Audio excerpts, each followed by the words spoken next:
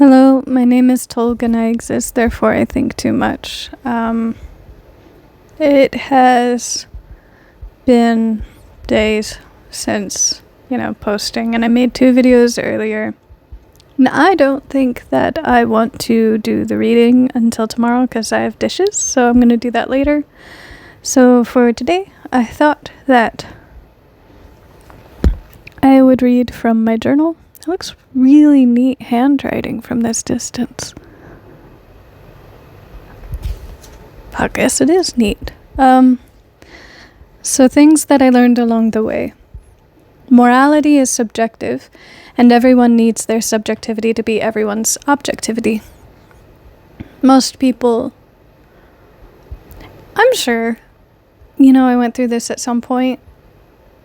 I think most people believe that their view on life is what is.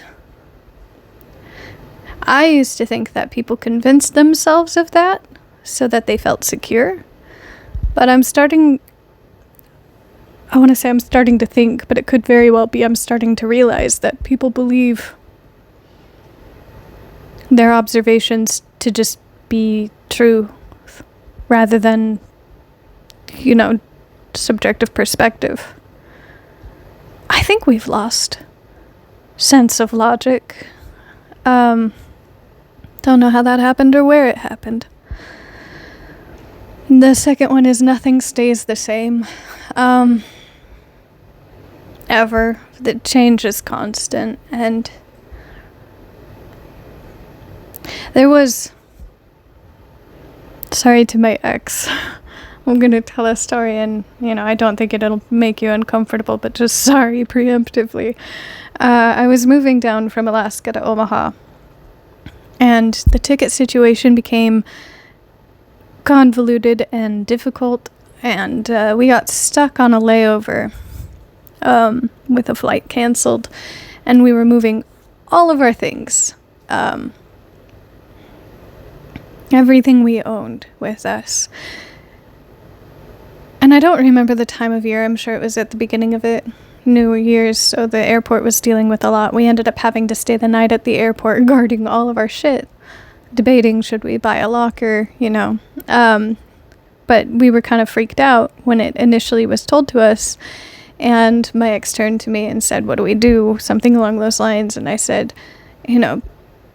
what I always go to generally is just, you can buy more things. You can't buy more people. It absolutely sucks losing things.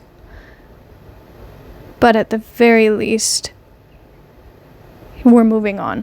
Something along those lines. It sounds way cooler now, but I don't exactly know what I said at the time, but that's the sentiment of it. And I remember seeing the face of the lady that worked there, and she was regarding us with shock. And in that moment it hit me, like, I guess most people don't have these moments where they get used to losing things. At that point, I'm sure I had already moved 10 times, from house to house or wherever the fuck. So for me, it was very easy to come by the understanding that change is constant. However, in situations where things remain the same, quote unquote, you live in the same house, you wear the same shirt, maybe you have patterns. Even in that regard, change is constant. You don't stay stunted. Everything takes influence in your life, and you have to do a hell of a lot of work to cripple yourself by means of maintaining sameness, and even then you change. Nothing ever stays the same. The third one, in an imperfect world, to be perfect is to be alone, to be burdensome, and to put yourself in danger. Throughout being bullied, I thought the best way to avoid getting hurt, to avoid being bullied, was to comply with every demand made of my person, be everything anybody wanted me to be. At least make that an aim. If somebody insulted me, correct that insult. And it doesn't matter that, they come from a subjective perspective, and it doesn't matter how much time they're spending in my life. If I received an insult, I probably deserved it. Something my mom used to tell me is, Kathleen, if enough people say it's time to turn around and look at your tail, you're tripping them up with it. Because I went to her and I told her, everybody keeps calling me a bitch. You and my sister keep calling me a bitch. Everybody at school keeps calling me a bitch, and it's starting to hurt my feelings. And she goes, if enough people tell you it, that's probably true. So that's also why I call myself a bitch just readily, because there was nothing I could correct. So fuck it. But yeah, even still, I tried my damnedest with every other insult, I guess. Insulting the way I walk, insulting the way I tell people things, insulting how I dress, how I talk, how I do my hair. If I could correct it, I would. But in trying to meet the demand of every subjective perspective that existed, I put myself in a position of not being able to take care of myself because I was doing so much, bending over backwards and breaking to meet demands, that I complied in too many different directions and had no aim, no goal for my person, and strove for nothing. Had nothing I was moving towards other than just trying not to be hurt. This world is imperfect. So if you're striving to be perfect, you're normally striving to be perfect by the opinion of those who are themselves imperfect. You cannot meet the demand.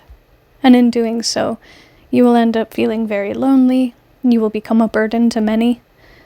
And you will put yourself in a lot of danger, because even when you do meet the demands, people will hate you for it. A lot of people make rules not for you to follow them, but for you to break them so they can catch you on it. A lot of people tell you you're not worth anything, not because they want you to make yourself worth something, but because they want to hurt you. And it took so many years for me to figure that out. The fourth one, things can always get worse. There's always a lower rock bottom. And again, in another airport situation, I was talking with my mom and my uncle. And I don't think it was even relevant to what my uncle and I were talking about, but I think mom turned around and said, well, can't get lower than rock bottom. And my uncle and I simultaneously, unplanned, said at the same time, things can always get worse. You may think you've hit the low. You may think, absolutely, this is the lowest I've ever been. This is the lowest I can go. Nope, you can go lower. The fifth one, patterns can be intensely nonsensical and still persist. The U.S. The fall of Rome. I've pointed this out to someone. I don't know if I've yet to make a rant on it, but everybody's like, what's your Rome? And what do you spend a lot of time thinking on? And so, you come by random facts based on it. And there was a YouTube short I watched of someone who said that the fall of Rome could possibly be due to the fact that at the time the upper class as well as the ruling class kept their wine in lead-lined barrels because the lead made their wine very sweet. And so with that, the upper class and the ruling class were fucking insane. Just mentally degraded. They were all poisoning themselves with lead. I assume it's a lot like the Mad Hatter poisoning themselves with mercury. Or was it mercury? No, it was lead. And I don't know if anybody has ever drawn the similarity or the yeah, the similarity. But dark chocolate was heavily pushed on the upper class here in the US.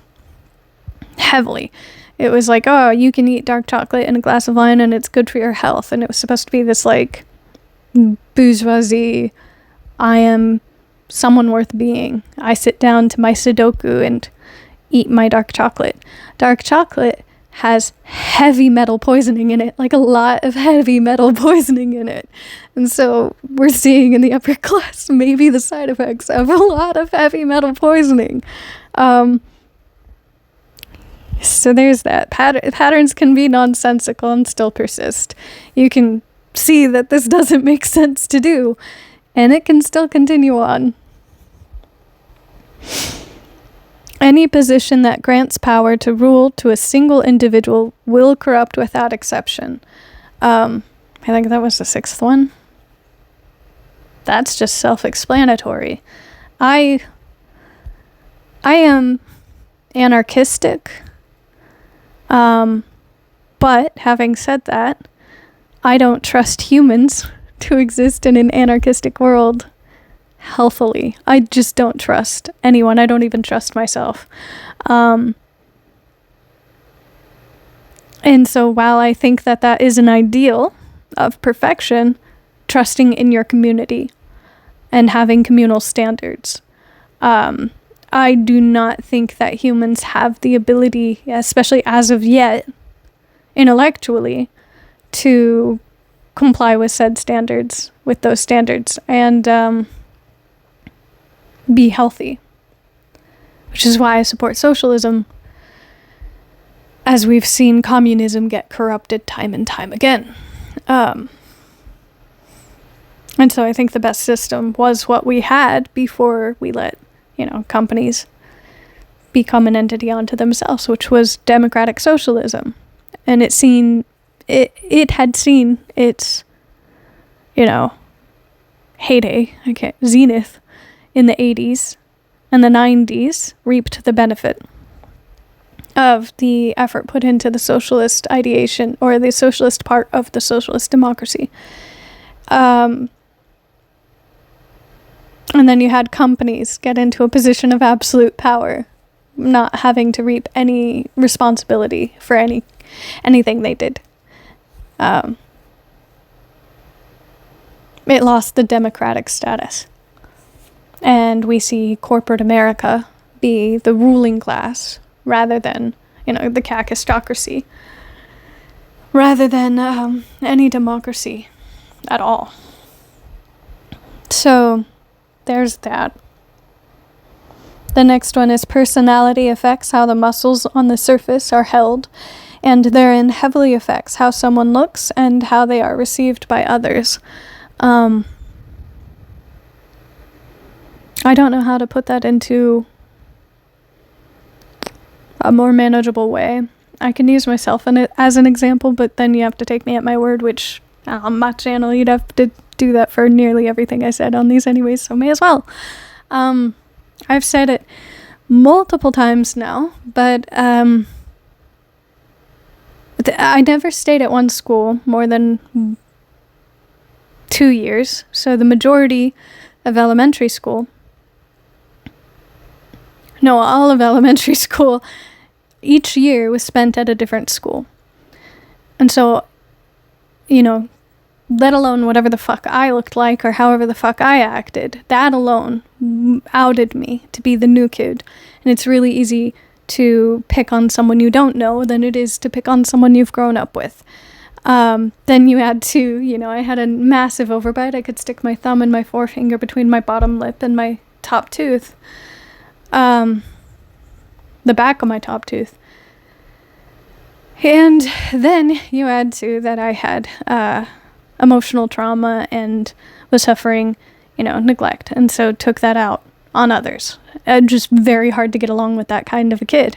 So it was very, very easy to bully. Very easy to bully. And in that, you can see, and granted it's a child, so it's a little bit more difficult, comparing a 30-year-old to a child. But I also destroyed all of the photographs that I ever had of my person, but there is a very physical shift in how I held myself between certain years based on psychologically where I was at. And the healthier the environment got, it's not, the more smiles you saw. You actually saw me smile more the less healthy the environment was. But you see small muscle pulls, like the wrinkles around the eye when you genuinely smile, and whatever the fuck else. Anyways, all of these muscles situate themselves differently based on chemical influx and personality shift. I guess a better example, rather than the rant I just went on, because you weren't there for it and I don't have photographs, is like, a comatose patient versus someone who is actively up and around versus that same person when they're actively up and around, the muscles going lax. Or if said comatose patient wakes up and they have no memory, there's a subtle shift in how they wear their face. Things of that nature. I have no idea what just fell in my kitchen, but my cat has been going after my coconut creamer. So I'm going to blame that. I don't think this microphone picked it up, but that's what I'm paying attention to right now. Most of society is constructed on the patterns set forth by cults of personalities. Altruism is rare. That could very well just be the US and my observation of the US. I may not be speaking for other countries at all. I don't know. I don't, look into a whole bunch of other countries and how each culture carries itself, societally speaking. So,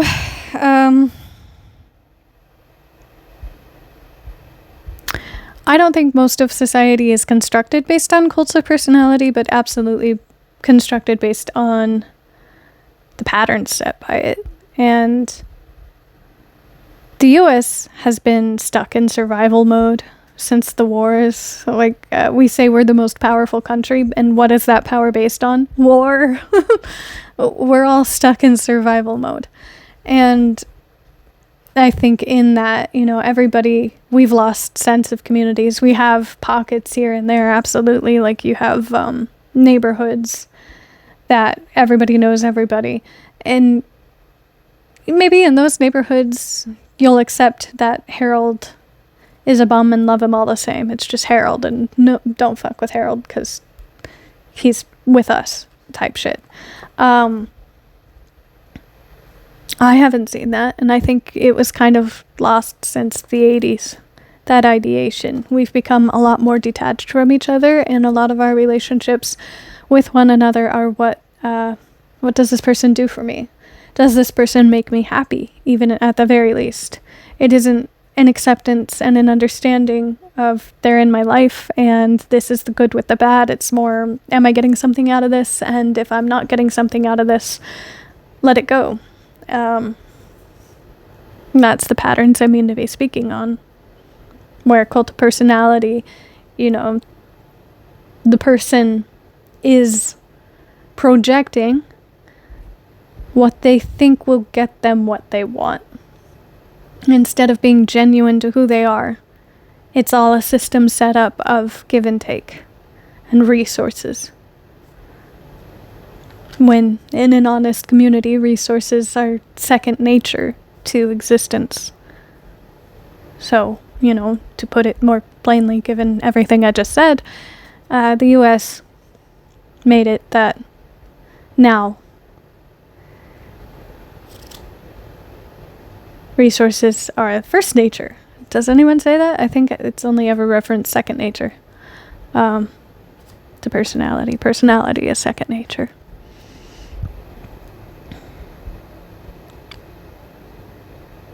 And altruism is doing something without expectation of anything being received. So, Humans are historically attracted to poisoning themselves. They love death. But they don't want it unless they can control it.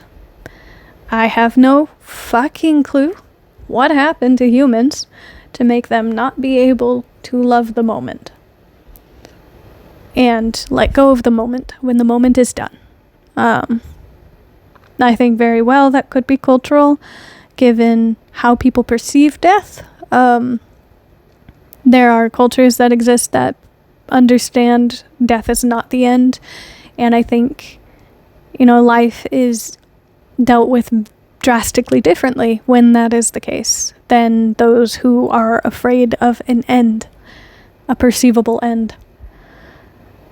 And yet in all of these cultures, it is my understanding that everybody just fucking loves poison, like alcohol, cigarettes, and, back when, herbs, herbology, the ability to connect yourself to understanding beyond the limited, the immediate, and in wanting that, putting yourself in a position to really fuck yourself up.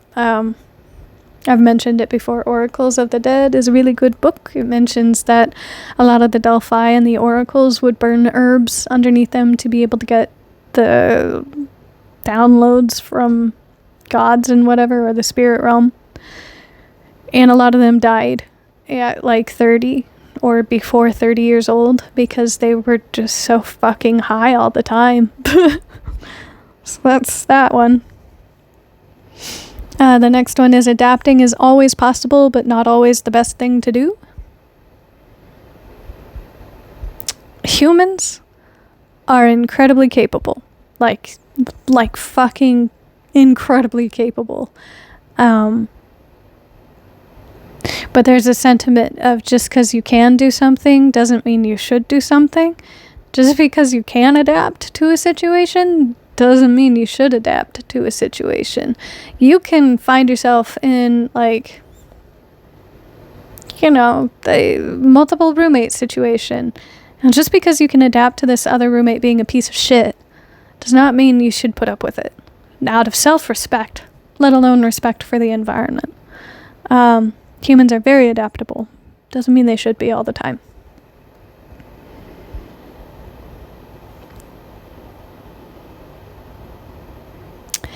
What you settle for in others, you settle for in yourself. When you allow other people doing whatever the fuck, that's Tim, he does that. You'll allow that in yourself. And it may not be so evident. You could very well say, oh yeah, my friends, they're like that. But you, on your daily, don't participate in that. That doesn't mean that it is something you morally object to.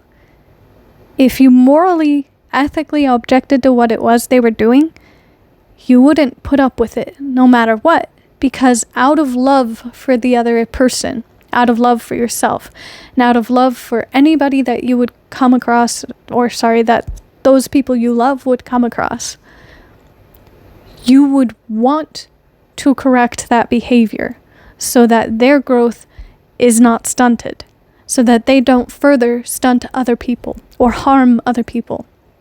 It is a lack of love in your own person. And that is why it is settling that you have for others that puts you in a position to put up with whatever they are doing. So it may not be evident that what they are doing you will do, but what you settle for other people doing, you end up settling in your own person. You are now morally corrupted by what you allow other people to do.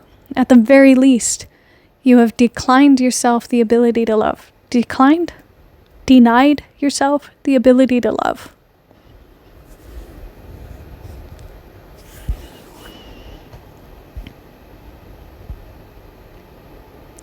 You'll only truly know you don't need something once you have it.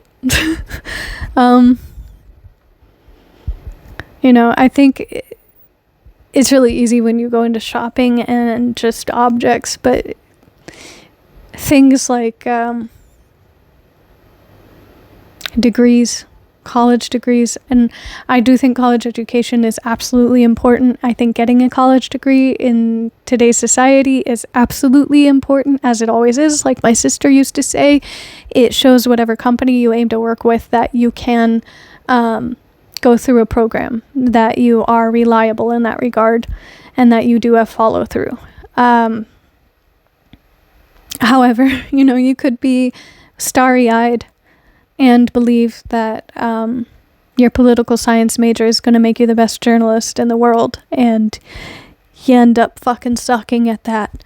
You may not even sucking, but you'll get through the whole program and then get to a point in which, oh shit, I wasted, 4 years, 7 years on this program, and now I don't want it anymore. You'll never know you don't need something until you have it.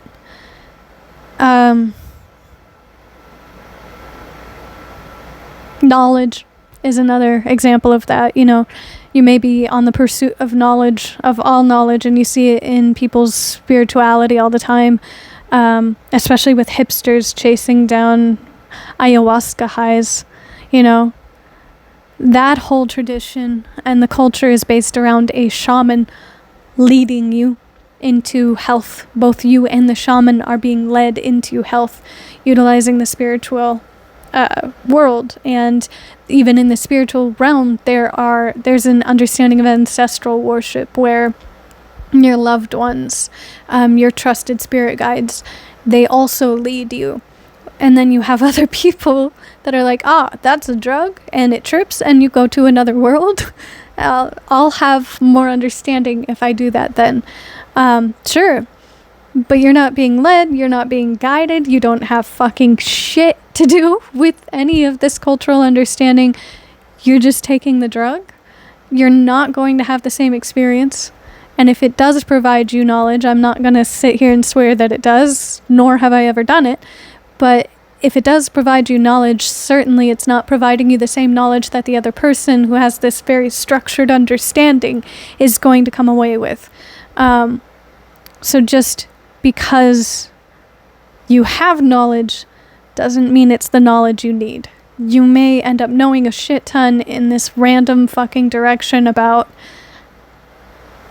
Joe who lives on 46th Street, and now you know that he needs to eat more grapes.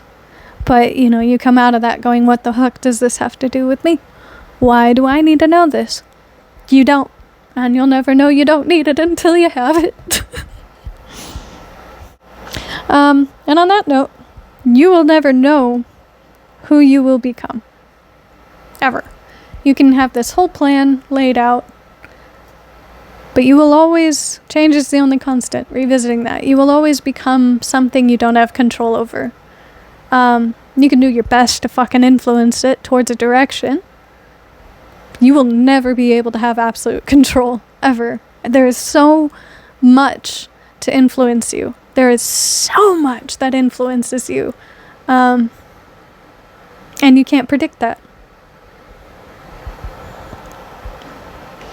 You can learn a lot, and all of what you learned can be pointless and useless. That's just the same one I said prior.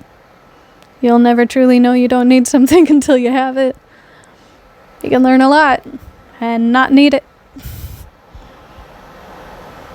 Value is a subjective truth, not an objective truth. In a consumerist society, everybody is led to believe that if it's priced $80, it must be worth $80, and then led into an understanding that the higher price the item, the more value it has. Nope. I may need motor oil on a Tuesday, but that doesn't mean that my neighbor needs motor oil. So I may be willing to pay $80 for motor oil on a Tuesday. Come Friday, maybe I got motor oil from somewhere for free, someone had extra, and so Friday the value lessens because I don't need it anymore, so I'm not willing to pay $80 anymore. Maybe the entire time my neighbor next to me was never willing to pay $80 because he knows somebody that can get motor oil to him for $30. So our understanding of the value of the motor oil is dependent subjectively on not only date, time, but networking. Value is a subjective experience. It is not an objective truth. No one is purely anything at all, ever. Everyone is multifaceted. Some are just more blatant about being multifaceted than others. No one is ever going to be purely evil. Ever. Ever. And no one is going to be purely good. Ever. Everyone has multifacets, and that's part of being human. There's someone in my life, and if you are familiar with me and you're watching this, you know who it is, that I thoroughly hate, and want nothing to do with, and find myself followed by them. However, in that position, I can absolutely acknowledge that there are reasons to love them, and there are reasons to support them, and there are reasons to want them in your life. I don't have those reasons. I can acknowledge that they are a multifaceted person. I can acknowledge that other people love that person. I can simultaneously acknowledge that I don't have to and I don't want to. And so all of these things can exist simultaneously, and putting yourself in a position of everything needing to be black and white and there existing no gray in the world puts you in a position of the current argument of Israel, Palestine, human rights, and everybody needing Palestinians to be perfect victims, and likewise everyone needing Israelis to be perfectly evil if you're on that side of the argument, or vice versa, everybody needing Palestinians to be perfectly evil and Israelis to be perfect victims. These things don't exist. Not only are they large groups of humans, these humans are subjective. They all have their own individual experiences in life. They have their own individual morality and ethics and understanding of family and their own values. Perfection doesn't exist, and pure doesn't exist where a human is concerned. And so I don't agree that, I guess may as well put my politics here. Fuck it. One, I don't think it's a human issue. I think that it is a geopolitical issue based on resources, fuel, and the port making Vanguard the head of trade. I don't think it has fucking anything to do with religion or peoples. The surface does, because at that point, government can hide behind the people, and the people become the meat shields. And absolutely, the people are paying the price for it on either side, with corrupted morality on one side.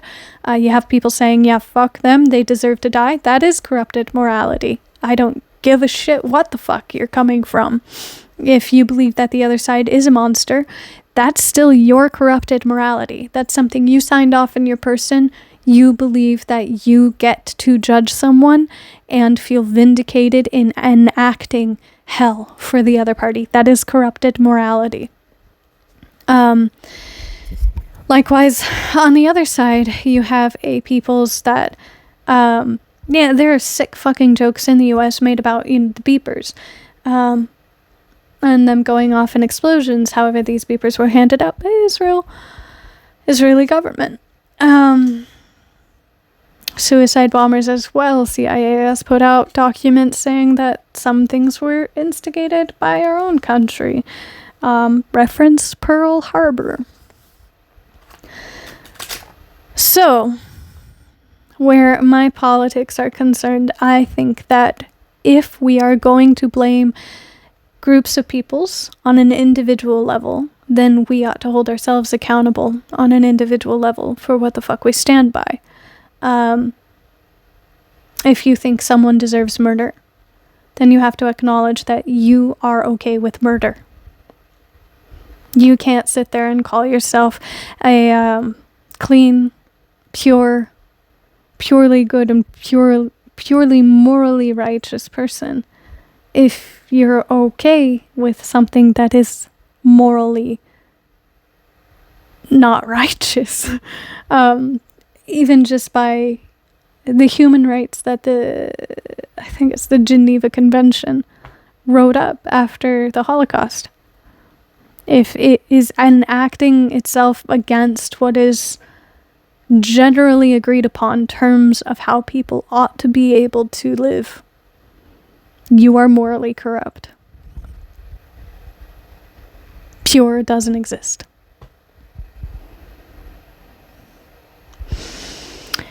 On that note, the next one is a psychopath isn't always dangerous. But a narcissist is always dangerous because they do not know how to love themselves. With current atmosphere of people being people, narcissist, the term, became hyper-popularized and incredibly convoluted. Our culture, our society also overutilized the term psychopath. Oh, that's a psychopath. She's a psychopath. You're a psychopath. They've got crazy eyes. I've had that said a lot about me because I showed the whites of my eyes a good amount. And all of that does a good amount to take away from the seriousness of these mental health issues. A psychopath is not always someone that acts on dangerous things for others. A psychopath, much like an sociopath, doesn't always take into consideration other people, but that does not necessarily mean that in every respect they're going out of their way to hurt people. Part of this ideation, as far as I understand, is that excitement, adrenaline, can be had by putting oneself in a position of power as a psychopath. And so it happens that a good amount of psychopaths find quote-unquote happiness, if not in what they understand to be enjoyment, this adrenaline rush from causing pain. And that's where you have the understanding that psychopathy is dangerous for others. It does not mean that that is always the case, and that does not make every psychopath a dangerous person. There are many who decide to live out a whole life without pursuing wrecking people, and there are different levels to that as well. Causing people pain, you could be a psychopath and enjoy giving people tattoos, and that be the pain, and they want the tattoo, so everybody's justified in that situation. It's subjective per the individual that's going through it and how they deal with the situation. However, narcissism, I think, is always dangerous, and what I don't think people take into consideration, and this is my own experience with it, in anyone I have ever come across that can hit every single point of this is what this disorder is, accurately. Part of that, and I guess I should pinpoint that because, again, it became so overused. Part of narcissistic disorder, you organize your groups of people around you as a means of control. And so narcissists will have a group of people that they want to be like, they aspire to be like, and they'll hang out with them to get social credit, essentially. Then they will have a separate group of peers that they want these peers to hold that narcissist aloft. They want them to want to be like themselves. To want to be like the narcissist. And that way they get an ego boost, a high off of being better than others. And then the narcissist will have a separate group even still, and oftentimes this is the group that is closest to the narcissist, like their immediate family members. In some instances, it could just be a dog. It could be the peer you work with that can't get away from you. And those are the ones that receive the incredible amounts of abuse. And it will normally, especially the more intelligent the narcissist, be behind closed doors. So, in my understanding, in a lot of cases where people say that's a psychopathic thing to do, it's a narcissist doing that. And narcissism is oftentimes confused for psychopathy. Oftentimes confused for psychopathy. Narcissism, however, this is my own understanding. This comes from my experience with narcissists, as well as briefly looking into it. A defense mechanism. I don't know if people can be born a narcissist, but I do believe wholeheartedly that it is brought about because they feel that they are the only one that could ever protect themselves, and they take extreme measures to do so.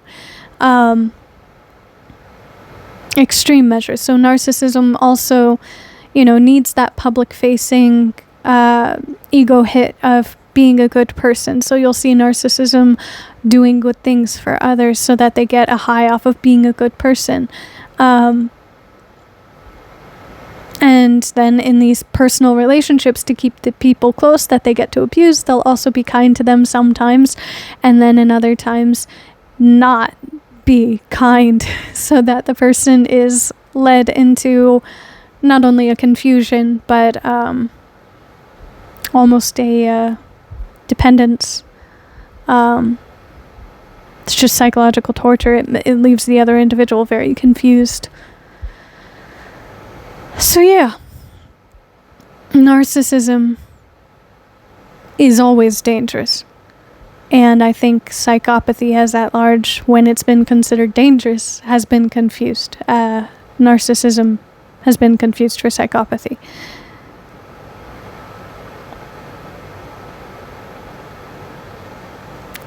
Welcome to my TED Talk. So the next one. Life only exists when there is friction and contrast. Without that, give and take, existence would be a vacuum. So death is still a type of life. It is not the opposite of. That is my own understanding. I'm not forcing that on everyone. But in my experience, there isn't an end.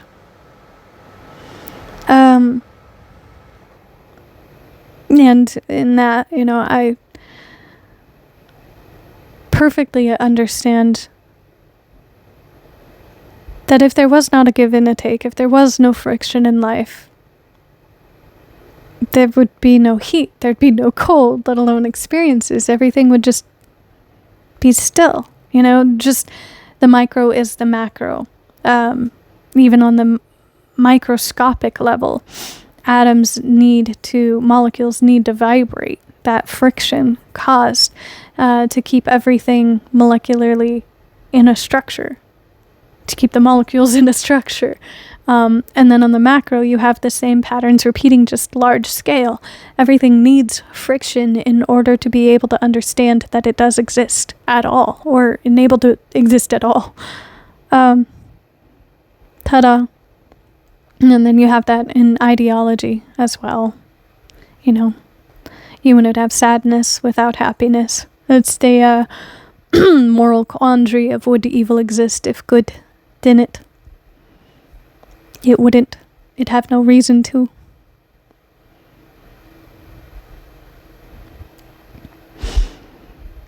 And then that leads into hatred is not the opposite of love. Indifference is. Yeah, it's just, if you honestly felt love, if you honestly felt hatred, they're very, very, very similar. So And honest to God, opposition to love is not feeling anything at all. It's very easy, if you go through heartbreak or disappointment, to turn that love into hatred. It takes a hell of a lot to turn it into indifference. Memories help one understand emotions. Too many and too little memories leave one numb.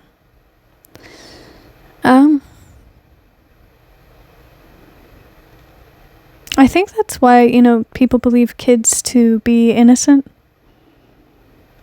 Their emotions to be more pure. It's not based on memories, but then likewise you get the sentiment that not a lot of people want to acknowledge because it doesn't feel as good, but children are monsters. A lot of people say that as well. And it's just that they don't have memories to pull on of this is bad, this is good, this causes harm, this doesn't. They're still learning. And so you do get the sporadic, they're learning emotions. Sporadic emotions that may not be right in the moment. Throwing a fit in the middle of someone's birthday. And the older you get, you hear people say things like, oh, you don't know how.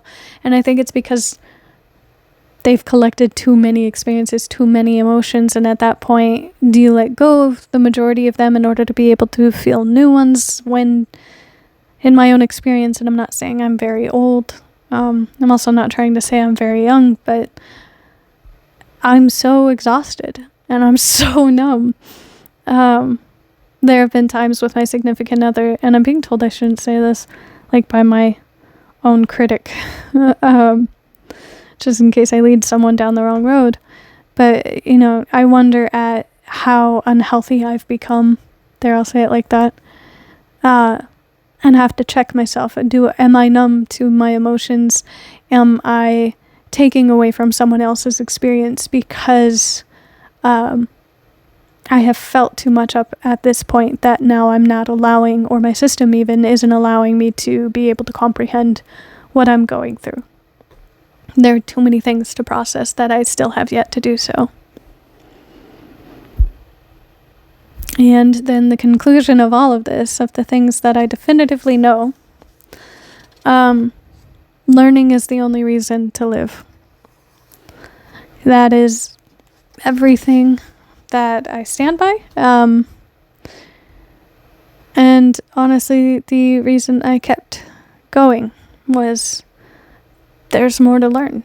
I've said a few times in this that knowledge can be pointless, but at least you learned it, And I think there's a sort of joy in learning things.